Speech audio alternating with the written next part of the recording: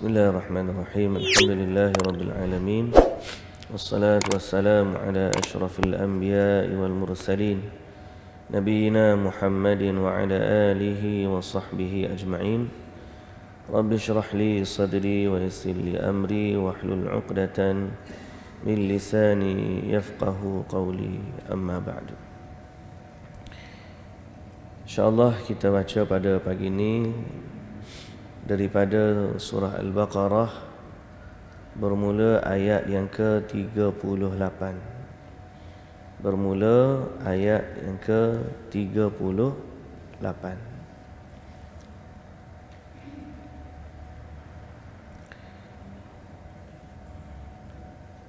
A'udzu billahi minasy syaithanir rajim.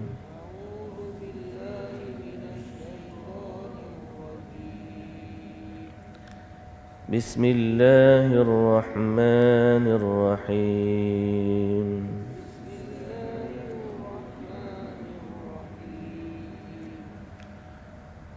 Qulna ihbitu minha jami'an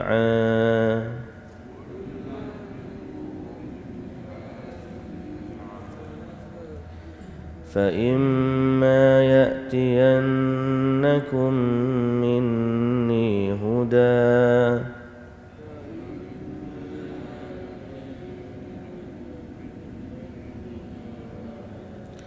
فمن تبع هداي فلا خوف عليهم ولا هم يحزنون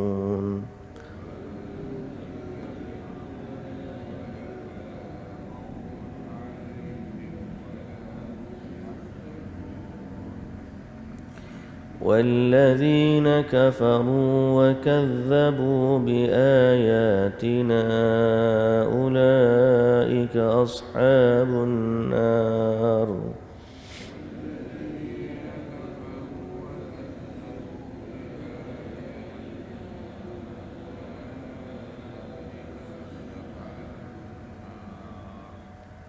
هم فيها خالدون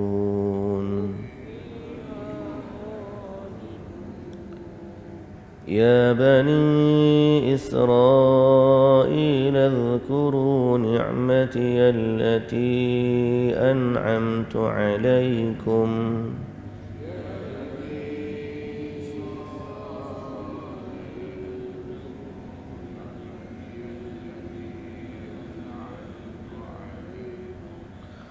وأوفوا بعهدي أوف بعهدكم وإياي فارهبون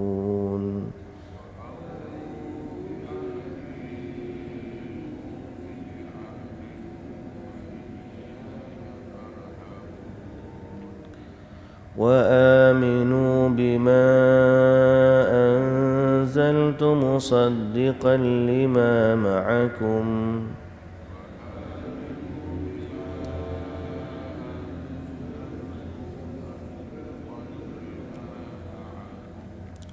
ولا تكونوا أول كافر به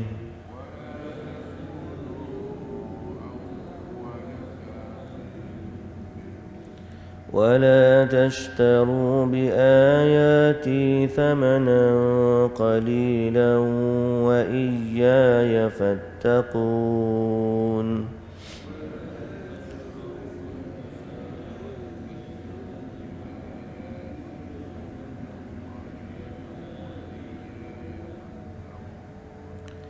ولا تلبسوا الحق بالباطل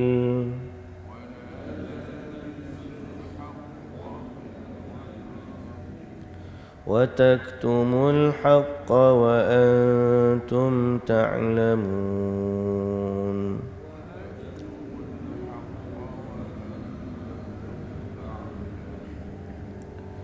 وأقيموا الصلاة وآتوا الزكاة واركعوا مع الراكعين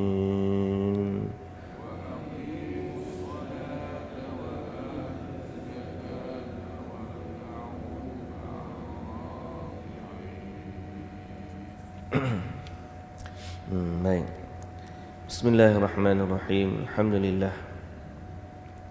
Puji dan syukur bagi Allah Subhanahu wa taala, Tuhan yang menciptakan Adam dan Hawa.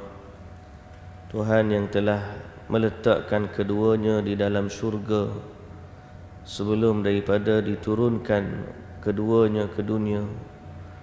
Tuhan yang maha pengampun lagi maha luas rahmatnya, yang menerima taubat dari Nabi Adam alaihi salam dan mengkhabarkan bahawa dialah yang maha menerima taubat sekalian hamba-hambanya yang bertaubat. Selawat serta salam atas Nabi junjungan kita Nabi Muhammad sallallahu alaihi wasallam, juga atas ahli keluarga baginda, para sahabatnya, para pengikutnya yang setia di atas agamanya, yang berpegang teguh dengan sunnahnya, yang berjuang dan berdakwah menyampaikan ajarannya, yang menyambung risalah dakwahnya sehinggalah ke hari kiamat. Alhamdulillah, muslimin dan muslimat yang dirahmati Allah, syukur kepada Allah di atas nikmat iman dan Islam. Syukur kepada Allah di atas nikmat keampunan dan hidayah. Syukur kepada Allah di atas rahmat Allah yang maha meluas, yang maha meluasi segala kemurkaannya. Dialah Allah yang maha pengasih lagi maha mengasihani. Alhamdulillah, ayat yang kita baca ada surah Al-Baqarah ayat 38. Allah Ta'ala sebut, Qul nahbitu minha jami'a. Maka kami berkata, ihbitu minha jami'a. Turunlah darinya semua kamu. Turunlah darinya semua kamu. Yakni Allah Subhanahu wa Ta'ala memerintahkan kepada Nabi Adam, Hawa dan juga Iblis jami'an, semua sekali, supaya turun daripada syurga. Maka kita dah sebut pada hari semalam, Nabi Adam alaihi salam dia dicipta oleh Allah Subhanahu wa taala pada hari Jumaat, dimasukkan ke dalam syurga oleh Allah Subhanahu wa taala pada hari Jumaat, dan dikeluarkan oleh Allah Subhanahu wa taala daripada syurga juga pada hari Jumaat. Lalu Allah Subhanahu wa taala kata, fa imma ya'tiyannakum minni huda. Dan kemudian jika datang kepada kamu petunjuk dariku. Yang dimaksudkan kamu di sini ialah Nabi Adam dan juga seluruh zuriat keturunannya. Fa imma ya'tiyannakum, sekiranya nanti datang kepada kamu. Dan setelah turun di dunia, Allah Ta'ala kata, akan aku bagi petunjuk kepada kamu. Fa imma ya'tiyannakum minni huda. Kamu turun ke dunia, maka akan datang kepada kamu petunjuk daripadaku. Dan dikalau datang petunjuk itu, faman tabi'a hudaya fala khaufun alaihim wala hum yahzanun. Siapa yang mengikuti petunjukku, maka tidak ada keraguan, tidak ada kebimbangan bagi mereka, dan tidak pula mereka berduka cita. Jadi Allah Subhanahu wa taala dalam ayat ini, setelah daripada mengeluarkan Nabi Adam dan Hawa daripada syurga dan menurunkan keduanya beserta dengan iblis ke dunia, satu perkara yang Allah Ta'ala bagi kepada kita, bukanlah keluar tu dalam keadaan murka, semurka-murkanya seperti mana murkanya Allah kepada iblis. Sebaliknya Allah Subhanahu wa taala menurunkan keduanya ke dunia untuk menyempurnakan maksud tujuan penciptaannya kepada Adam dan Hawa, iaitu mereka akan diuji oleh Allah Subhanahu wa taala di dunia. Sebab itu bila Allah Ta'ala turunkan keduanya ke dunia, Allah Ta'ala kata akan datang kepada kamu petunjuk-petunjuk daripadaku. Apakah petunjuk yang dimaksudkan itu? Dalam tafsir sebut, iaitulah al-kutub wa yub'atsul anbiya war rusul. Allah akan turunkan kitab-kitab dan Allah akan hantarnya melalui rasul-rasul. Allah utuskan nabi, Allah utuskan rasul sebagai perantara wahyu yang merupakan petunjuk bagi sekalian manusia. Maka itulah dia hudan yang dimaksudkan. Fa imma ya'tiyannakum minni huda. Kalau sekiranya datang kepada kamu, yakni seluruh zuriat keturunan Nabi Adam ini, hudan, petunjuk. Macam mana datang tu? Allah akan hantar nabi, Allah akan hantar rasul, Allah akan turunkan kitab-kitab ke atas mereka. Lalu faman tabi'a hudaya fala khaufun 'alaihim wala hum yahzanun.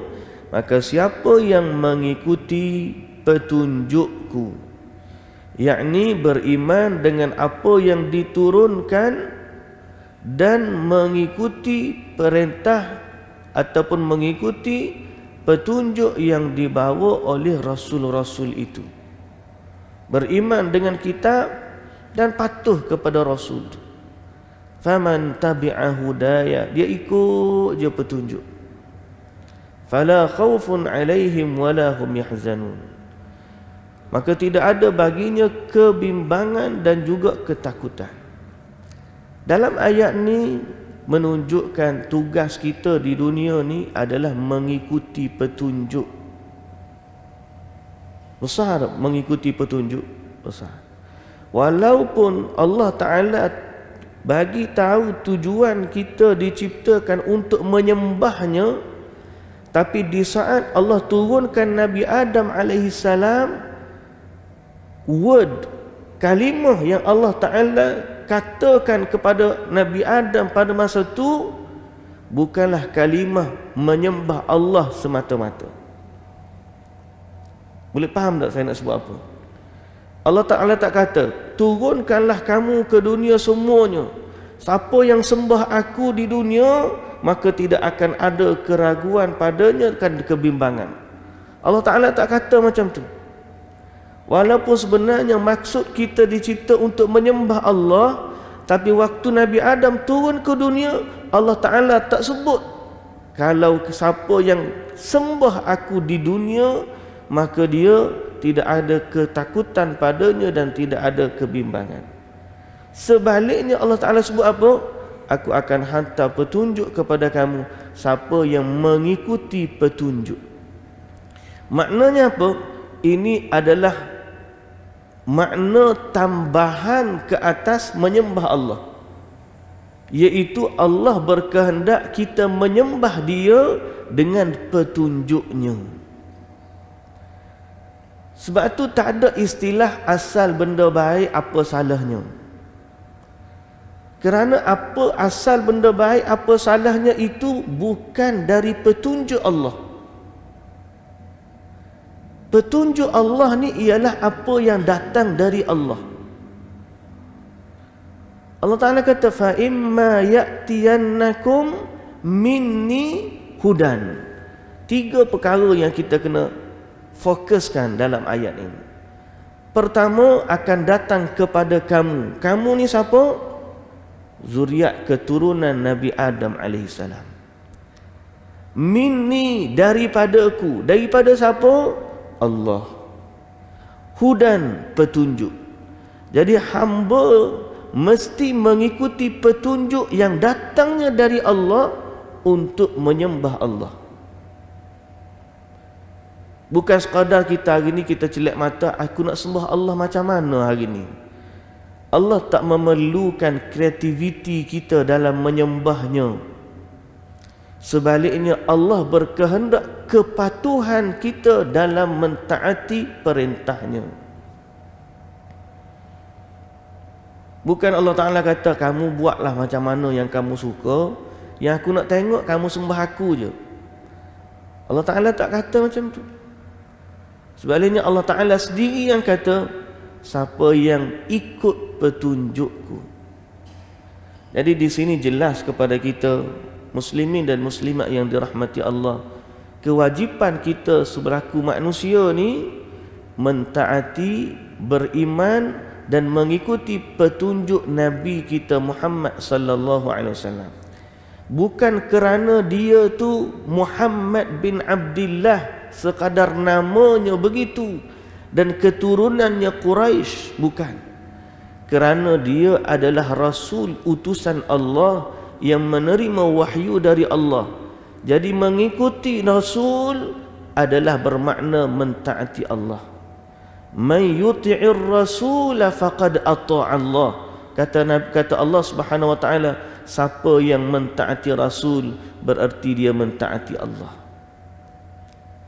Man yuti'ir rasul faqad ata'a Allah. Dalam surah An-Nisa Allah Taala sebut, siapa yang taat Rasul berarti dia taat kepada Allah. Kerana kehendak Allah kepada hamba-Nya ialah mengikuti petunjuknya yang dia sampaikan melalui Rasul-Rasulnya. Jadi sebab tu sekali lagi muslimin dan muslimat yang dirahmati Allah, jadilah hamba Allah yang mencintai sunnah Rasul dan mengikuti petunjuk Rasul dalam menyembah Allah Azza wa Jalla. Jangan kita buat amal dalam agama ni ambil daripada kocek kita, poket kita, ataupun daripada amalan fulan bin fulan. Ada orang tu mari ajar, oh dia ni tok wali ni, oleh kerana dia wali kita ambil amalan dia. Kita pun tanya dia, apa amalan kamu boleh buat macam ni macam ni? Dia pun ajar, baca hak ni 1000 kali, baca hak tu pula 1000 kali, baca kemudian pula 10.000 kali. Kita katakan itu bukan petunjuk Rasul. Pasal apa? Sebab Rasul tak pernah ajar zikir begitu 1000 kali sampai 10.000 kali. Rasul tak ajar. Apa yang Rasul ajar?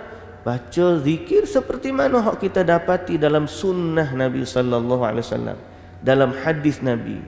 Lepas salat 33 kali subhanallah, alhamdulillah, Allahu akbar. Hak kita baca zikir pagi dan petang. Kalau berasa masa kita banyak lagi, bacalah Al-Quran. Kalau berasa masa banyak lagi, ulang lagi baca Quran. Tak cukup lagi, khatamlah bulan sekali. Tak cukup lagi, khatamlah seminggu sekali.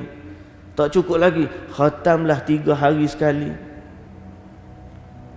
Dan petunjuk Rasul tu sangatlah banyak.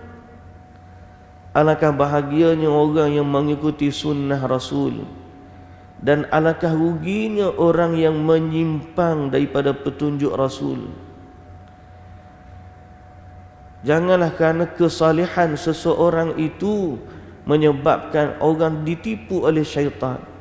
Boleh jadi fulan tu orang saleh betul, tapi yang mengikutinya tertipu kerana menganggap dan mengangkat orang saleh itu setanding dengan Rasul, sedangkan dia tidak menerima wahyu dari Allah Subhanahu wa taala. Semalam orang tanya saya tentang Syekh Abdul Qadir Al-Jilani.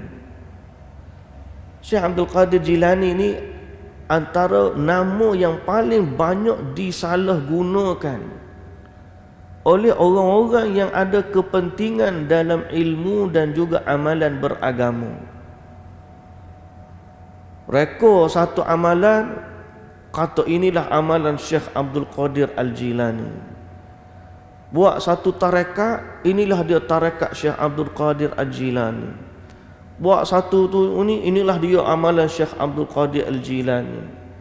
Dia ni siapa? Seorang alim, seorang saleh, seorang abid, orang zuhud.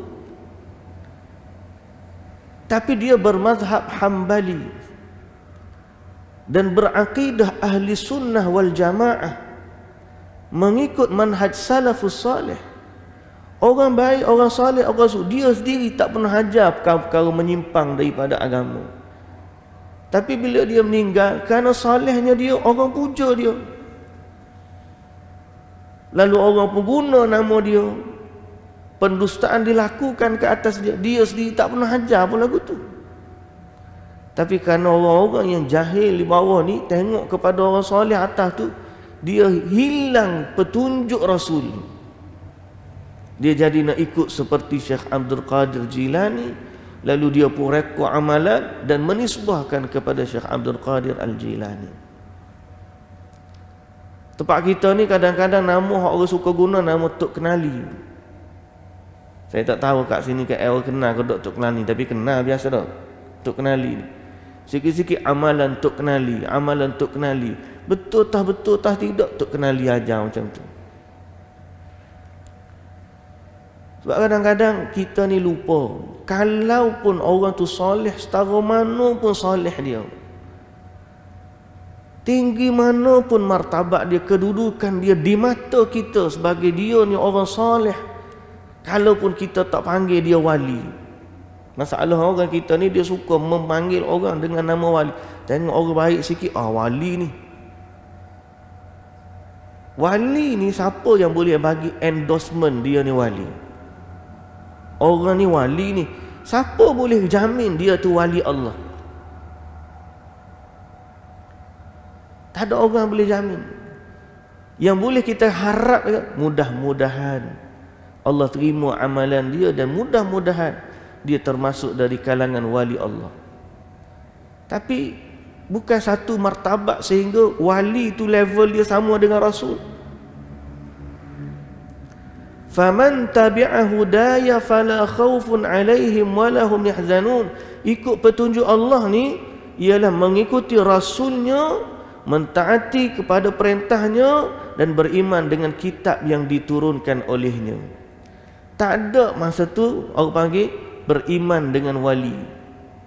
Sebab kewajipan wali pun beriman dengan Rasul. Wali setara mana wali, dia tetap kena ikut Rasul. Sebab di saat dia kata dia tidak lagi berhajat kepada Rasul, maka dia telah terkeluar daripada agama Islam. Ada setengah orang mendakwa dia ni tahu ilmu direct daripada Allah. Apakah itu termasuk hidayah? Ayat ni, faman tabi'a huda, siapa yang ikut petunjuk aku. Apakah dia termasuk orang yang kata aku ni dapat ilmu secara direct daripada Tuhan? Ilmu secara direct daripada Tuhan, tak lalu Nabi, direct daripada Tuhan. Apakah itu termasuk petunjuk? Soalan. Jawapan dia tidak. Bukan sekadar tidak. Siapa-siapa yang mendakwa dia boleh menerima wahyu secara langsung, menerima ilmu secara langsung daripada Allah, maka dalam secara tidak langsung dia telah berkata dia tak berhajat kepada Rasul. Dah aku boleh direct dengan Allah, jadi apa hajat dia kepada Rasul? Dan sesiapa yang tidak lagi berhajat kepada Rasul, maka dia terkeluar daripada agama. Kerana syahadah kita, keimanan kita ialah beriman kepada Allah dan juga Rasul. Asyhadu an la ilaha illallah wa asyhadu anna Muhammadar Rasulullah. Jadi inilah yang Allah Ta'ala sebut waktu Allah Ta'ala turunkan Nabi Adam alaihi salam. Apa dia? Qul nahbitu minha jami'a. Turunlah kamu semua ke dunia. Tapi ingat, apa yang Allah Ta'ala akan uji kita.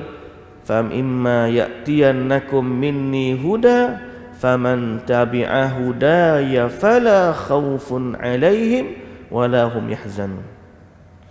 Akan datang kepada kamu daripada aku hidayah dan petunjuk. Siapa yang mengikuti petunjuk tersebut. Maknanya hari ni kita bila jumpa Quran, ikut je Quran kata apa. Bila jumpa hadis, ikut je apa hadis kata. Ikut je tu maknanya dengan kefahaman para ulama mu'tabar yang mengikuti petunjuk atau mengikuti contoh teladan dari ulama salafus salih, terutamanya para sahabat Nabi yang mana Quran tu turun zaman mereka, dan waktu tu mereka bersama dengan Rasulullah sallallahu alaihi wasallam. Itulah kebahagiaan bagi orang yang mengikuti petunjuk. Wallazina kafaru wa kazzabu biayatina ulaika ashabun nar hum fiha khalidun. Dan orang-orang kafir yang mendustakan ayat-ayat keterangan kami, mereka itulah penghuni neraka. Jadi Allah juga kata, siapa-siapa yang sebaliknya daripada golongan pertama. Golongan pertama mengikuti petunjuk, maka siapa yang tidak mengikuti petunjuk kerana kufur dan mendustakan ayat-ayat kami. Kufur ni makna apa? Berpaling, tak nak terima. Mendustakan, tak nak percaya. Kufur, tak nak terima. Mendustakan, tak nak percaya. Aku tak nak terima ayat ni. Aku tak percaya pada ayat ni. Yang menatijahkan mereka tidak beramal dengan petunjuk Allah. Maka Allah Ta'ala kata mereka itu akan menjadi penghuni neraka. Hum fiha khalidun, dan mereka kekal di dalamnya buat selama-lamanya. Muslimin dan muslimat yang dirahmati Allah, itu di akhirat. Malah dalam ayat yang lain Allah Ta'ala sebut dalam surah Taha, cerita yang sama ni diulang oleh Allah dalam surah Taha. Dan dalam surah tersebut Allah Subhanahu wa taala cerita, qul lahbitu minha jami'a fa im ba'dukum li ba'din adu. Turunlah kamu ke dunia semua sekali. Adam, Hawa, Iblis, semua sekali. Ba'dukum li ba'din adu. Sebahagian kamu akan jadi musuh kepada sebahagian yang lain. Allah Ta'ala kata macam tu. Famanittaba'a fa imma ya'tiyannakum minni huda famanittaba'a hudaya fala yadhillu wa la yashqa. Siapa yang akan datang kepada kamu hidayah aku, maka apabila dia datang, siapa yang mengikuti petunjukku, fala yadhillu wa la yashqa, dia tidak akan sesat dan dia tidak akan derita. Maknanya dia tidak akan sesat jalan di dunia dan dia tidak akan menderita di akhirat sana. Dan Allah Ta'ala juga sebut, wa man a'rada an dhikri fa inna lahu ma'ishatan dhanka wa nahsyuruhu yaumal qiyamati a'ma. Siapa yang berpaling daripada petunjukku, yang berpaling daripada mengingatiku, kata Allah, fa inna lahu ma'ishatan dhanka, maka dia akan mendapati kehidupan yang sempit, susah. Wa nahsyuruhu yaumal qiyamati a'ma. Dunia pun rasa dah sempit dah, akhirat nanti dia akan dibangkitkan dalam keadaan buta. Qala rabbi lima hasyartani a'ma wa qad kuntu basira. Dia pun tanya, ya Allah, kenapa aku bangkit buta sedangkan di dunia dulu aku celak? Allah Ta'ala kata, qala kadzalika atatka ayatuna fanasitaha. Begitulah dulu ayat kami datang kepada kamu, tapi kamu yang lupa. Oleh kamu dulu kamu tak celak untuk petunjuk aku, ayat-ayat aku, maka hari ini kamu tidak diberikan, orang panggil pandangan di akhirat nanti, buta di akhirat. Allahul Musta'an. Semoga Allah Subhanahu wa taala menjadikan kita orang yang beriman dengan petunjuk, memahami petunjuk dan mengikuti beramal dengan petunjuk Allah Subhanahu wa taala. Dan atas tujuan itulah kita duduk walaupun sebentar, ambil masa dalam pagi hari kita, dengarlah petunjuk Allah. Ini Quran. Quran ada dengan kita. Alangkah banyaknya manusia yang tidak menghargai petunjuk. Dan semoga Allah tidak menjadikan kita termasuk dari kumpulan yang kufur dan ingkar kepada petunjuk. Banyak dan mudahnya zaman dulu nak dapat Quran, ya Allahu Akbar. Payah. Nak dapat Quran ni payah. Zaman dulu sama ada payah dari sudut cetakan atau bacaan atau nak dapati majlis ilmu. Tapi alhamdulillah zaman kita ni setelah beberapa tahun kita merdeka, setelah beratus-ratus tahun kita dijajah, tapi Allah masih memberikan kepada kita kenikmatan yang mana kita mungkin tidak dapati di sebahagian negeri-negeri lain yang dijajah. Tuan-tuan pergi ke mana? Pergilah berjalan. Saya pun tak sampai lagi, tapi kita tahu dengan kita baca, kita tengok, kita tanya orang. Pergi di Uzbekistan, ayah saya pergi contoh, jalan. Masjid cantik. Tapi nak dapati majlis-majlis ilmu yang begini meriah, payah. Di negara-negara lain, hak ada tu ada lah. Saya pergi ke selatan Thailand, ada majlis ilmu, ada pondok-pondok. Tapi nak banding meriahnya majlis ilmu tempat kita, lagi buruk tempat kita. Nak kuliah ke apa tuan-tuan? Kuliah hadis, ada bab hadis. Kuliah bab Quran, ada bab Quran. Tafsir Quran. Tu zaman kita. Lepas tu Allah bagi pula kemudahan. Kita ada media. Allah Ta'ala hadirkan orang-orang yang sanggup mewakafkan diri mereka untuk pacak kamera, buat rakaman ke, buat live ke, sebarkan pula kepada orang yang tak ada akses ke masjid. Tinggal lagi buka telefon, tekan. Boleh dengar, duduk dapur pun dengar, duduk dalam kereta pun, lagi kerja pun dengar. Majlis ilmu. Kita ada radio-radio yang cerita tentang majlis-majlis. Semua ni adalah jalan untuk kita kembali kepada petunjuk Allah. Cuma masalah di situlah akhirnya kita kata, kalau setara ni petunjuk tu mari kat kita, seolah-olah hari ni bukan kita cari petunjuk dak, petunjuk cari kita. Seolah-olah. Pasal apa? Mari masjid ada ustaz kuliah. Klik rumah buka TV, jumpa lagi ada majlis ilmu. Buka telefon, siapa pula WhatsApp. Siapa yang tidak mengikuti petunjuk lagi, maka patut dan padanlah Allah Ta'ala kata akhirat nanti dia bangkit dalam keadaan buta. Cuma itulah manusia ni kadang-kadang dia rasa dia lebih pandai daripada petunjuk Allah. Dia rasa dia tidak perlu kepada petunjuk, dan dia rasa dia sendiri boleh petunjuk Allah tanpa mengikuti jalannya. Dia anggap dia Islamnya dia, aku dah dapat petunjuk.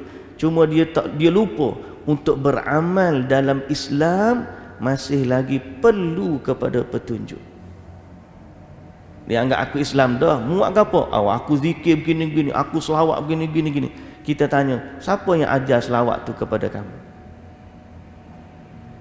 Tuan-tuan tahu selawat ni macam-macam versi ada. Selawat tu nama dia Nariyah, Tafrijiyah, Jibril lah, berapa macam-macam nama selawat. Kita tanya, siapa yang ajar selawat tu? Kalau dia bukan kata-kata, oh ni untuk guru aku ajar begini. Selawat memang diperintahkan, tapi lafaz selawat tu siapa yang ajar?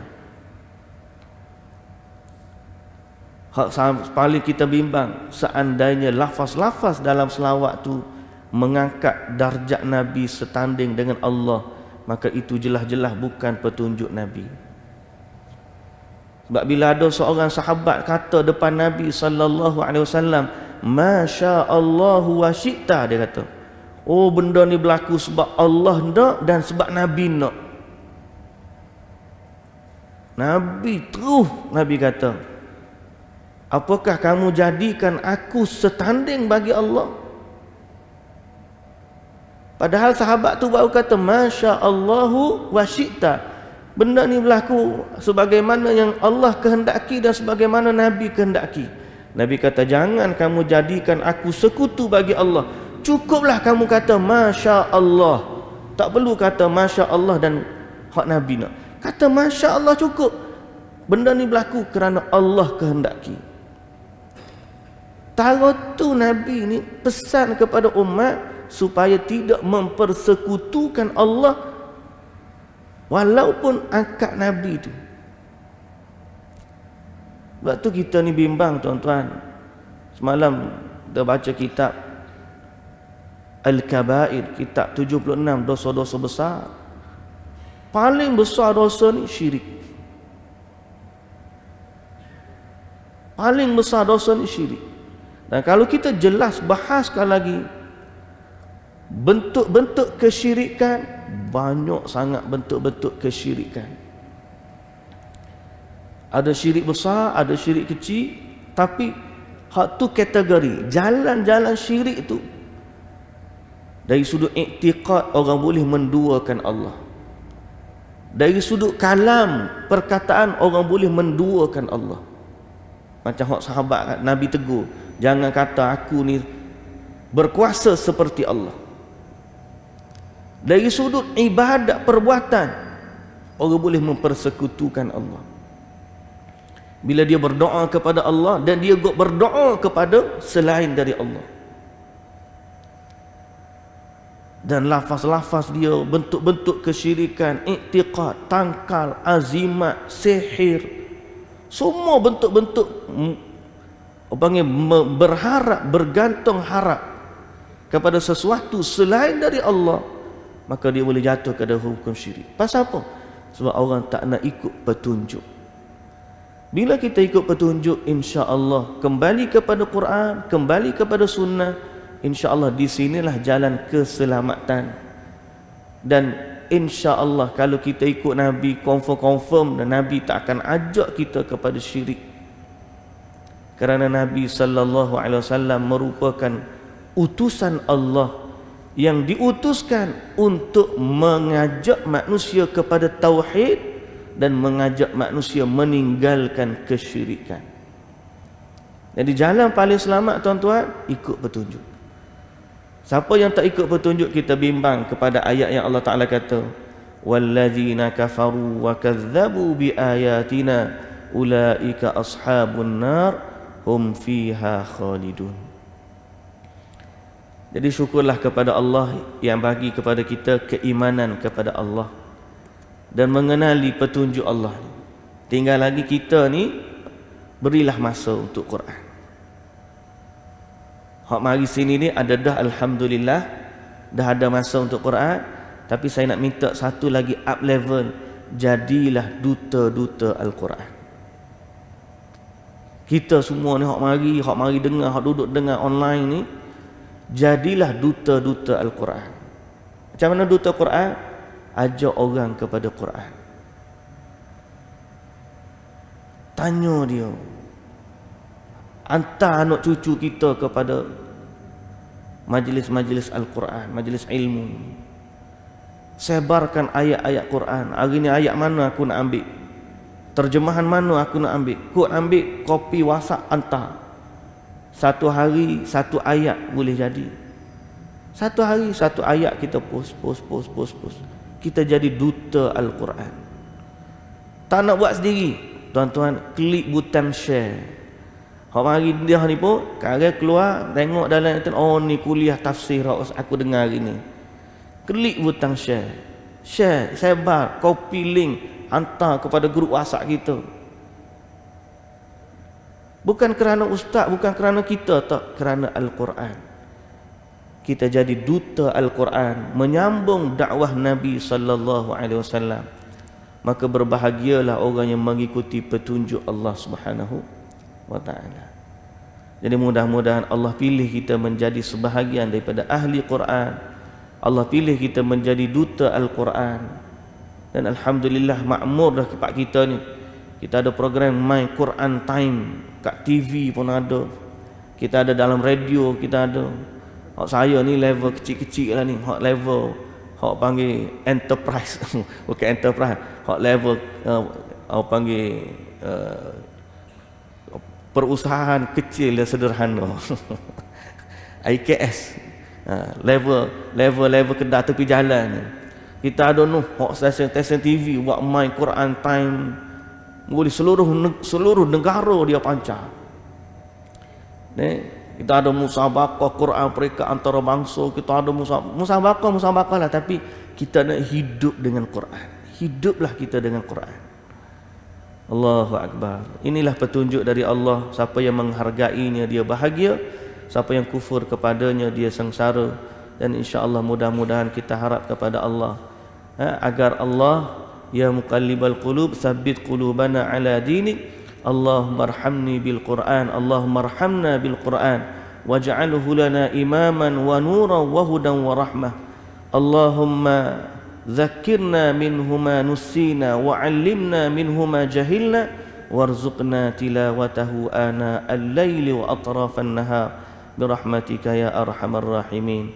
Ya Allah, jadikanlah Al-Quran itu taman di hati kami, cahaya di dada kami, penghilang kesedihan dan kesusahan hati kami. Jadikanlah hidayah kami adalah Al-Quran. Basahkanlah lidah kami dengan Al-Quran. Kuatkanlah, habiskanlah umur kami untuk Al-Quran. Rezekikanlah kepada kami pembacaan Al-Quran pada siang dan malam. Ajarkanlah kepada kami ilmu-ilmu dari Al-Quran. Berikanlah kepada kami petunjuk dari Al-Quran. Jadikanlah kami khadam-khadam Al-Quran yang berkhidmat kepada Al-Quran, menyampaikan dakwah ini untuk umat, menyampaikan dakwah ini, risalah ini kepada umat Nabi Muhammad sallallahu alaihi wasallam. Rabbana atina fid dunya hasanah wa fil akhirati hasanah wa qina adzaban nar. Aqulu qawli hadza astaghfirullahal azim li wa lakum wassallallahu ala nabiyyina Muhammad wa ala alihi wa sahbihi wasallam walhamdulillahi rabbil alamin.